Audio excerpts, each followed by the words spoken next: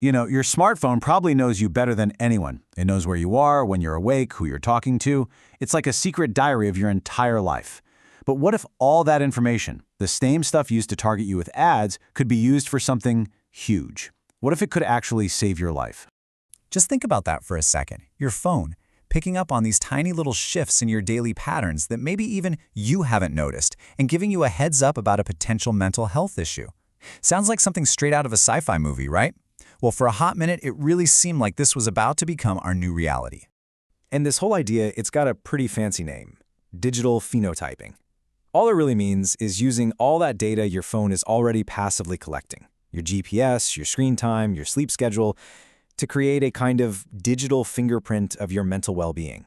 I mean, what a concept. Truly revolutionary stuff.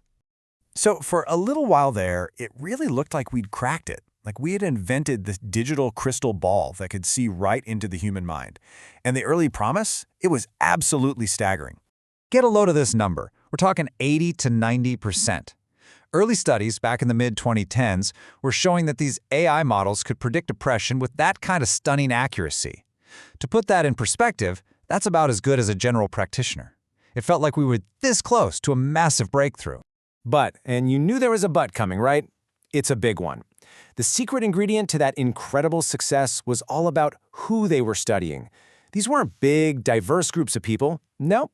It was mostly small, very similar groups. Think middle-class college students.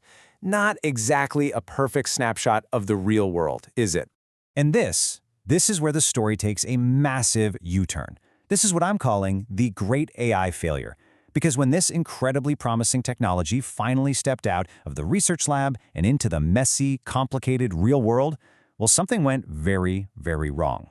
So, the National Institute of Mental Health, the NIMH, they funded these huge new studies. But this time, they made sure the participants were way more diverse. A real slice of the US population, with all different ages, incomes, and backgrounds. This was the ultimate stress test, the Super Bowl for this AI. And the result? Oof. The accuracy just plummeted. And I don't mean it dipped a little. It was, and I'm quoting the research directly here, little better than a coin flip. A 50-50 guess. So much for that digital crystal ball, right? It was completely shattered. So what happened? How could an AI that seems so incredibly smart fail so spectacularly? What was the giant, crucial piece of the human puzzle that it completely, totally missed? The answer? Well, it boils down to just two words: data without context. See, the AI was brilliant at seeing the numbers, the little data points, but it was completely blind to the human stories behind those numbers. Okay, let me give you a really simple analogy. Imagine an AI sees a person sweating. The simple logic is, oh, great, they're exercising, they're being healthy. But hang on a second. What if they're sweating because they have a 103-degree fever? Or maybe they're a construction worker doing hard labor on a scorching hot day. The data point is the same, sweat, but the meaning, the context, is worlds apart. And that exact same problem, data completely stripped of its context, is precisely what caused this AI to fail so badly when it looked at a key signal for depression: our mobility. The AI was working off a super simple black and white assumption. If your mobility is low, meaning you're staying home a lot, maybe not getting out of bed, you're probably depressed. If your mobility is high, you're out and about, moving all over the place, you're probably healthy. Nice and clean, right? But what if life isn't that simple? What if for a huge number of people, moving around a ton isn't a sign of health at all? What if it's actually a massive red flag for distress? This is what researchers call the mobility paradox. For someone with a low income, for instance, high mobility might mean they're working 2, maybe 3 jobs just to survive. Or it could mean they're running all over town on public transit, navigating a maze of bureaucracy to get benefits. That's not a healthy, active lifestyle. It's a source of incredible stress and anxiety. The very same data point, high mobility, has the complete opposite meaning. And you know, this kind of misunderstanding isn't just a small technical glitch. It leads us to something genuinely dangerous. An AI that operates with a single, deeply biased definition of what's normal. This wasn't just creating random errors. It was building a systemic bias right into the algorithm's code.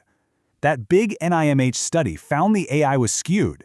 It was far more likely to flag older adults, unemployed people, and low-income individuals as being at high risk for depression. And at the same time, it was incorrectly assuming that younger, employed, high-income folks were doing just fine, no matter what their actual mental state was. And the real-world consequence of that is, honestly, it's chilling. You could end up creating a tool that healthcare systems use to systematically deny care and resources to the very people who are in the most desperate need of help. Just think about it. A blue-collar worker who is suffering from severe depression could get flagged by the system as normal just because their high-mobility lifestyle doesn't match the AI's idea of depression, an idea it learned from studying college students. This technology, which was meant to bridge gaps in healthcare, could actually end up making them even wider. So all of this really forces us to take a big step back and completely rethink the role of AI in healthcare. It's not about giving up on the technology entirely, not at all. It's about being much, much smarter about how we design it and how we use it. The fundamental illusion here was believing that there's some kind of single, universal definition of normal or healthy behavior that you can just program into an algorithm. Real human life is just far too complex, too rich, and too diverse for any kind of one-size-fits-all model. So what's the solution? Well, the researchers themselves suggest a different path. Instead of trying to build one giant master model for everyone on the planet, we should be focusing on developing smaller, tailored solutions for specific groups of people, solutions that are built with a deep understanding of their unique lives and their unique context. And that leaves us all with a huge question for the future. As AI gets woven deeper and deeper into our health and our lives, the biggest challenge isn't just about collecting more data. It's about building humility right into the code. How do we design these powerful systems so that they respect and even celebrate the complex, messy, and wonderfully diverse reality of what it means to be human?